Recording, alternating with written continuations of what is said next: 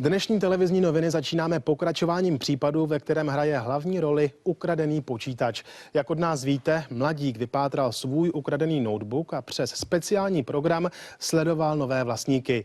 Jejich fotky pak zveřejňoval na internetu. Ti hned po odvysílání naší reportáže v pátek večer počítač odnesli na policii. Prý o tom, že je kradený, neměli tušení a chtějí původního majitele žalovat.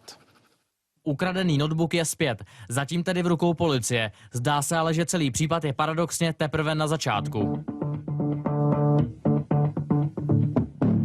Tohle jsou fotky rodiny, které se objevily na internetu. Pověsil je tam právoplatný majitel notebooku. Členy rodiny se mimo jiné pojmenoval jako honiče, afromena, farmářku. Právě ona se za rodinu rozhodla dnes promluvit. Počítač vlastně syn si ho koupil od kamaráda, což teda předpokládáte, že kamarád je slušná osoba a ten notebook vlastně nebude kradený. Rodina se teď cítí poškozená, zvlášť kvůli nelichotivému označení jejich syna a fotkám, na kterých je zachycen při sledování porna. Nespím, nejím, strašný pocity a hlavně syn byl teda velice poškozen. Otázka ale teď zní, zda mladík, který notebook v hodnotě desítek tisíc korun koupil za pouhých 11, skutečně nevěděl, že je kradený. Kriminalisté budou nyní celý případ analyzovat a budou rozpletat složitý řetězec osob, které tento notebook měli v držení. Myslím, že sa časom ukáže, či tí ľudia mali s prípadom niečo spoločné, alebo či ten notebook naozaj len kúpili.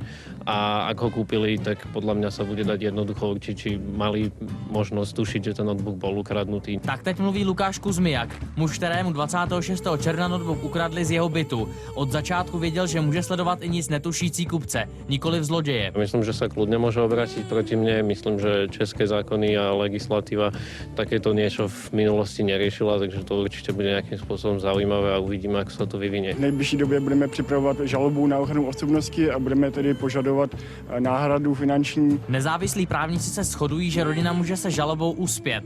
Rozhovor s matkou, na internetu známou jako farmářka, najdete na TN.cz. Případ tak zcela jistě skončí před soudem. Ten bude navíc řešit i to, zda vůbec samotné hledání zloděje pomocí skrytého programu bylo správné nebo ne. Michal Kratochvíl, Televize Nova.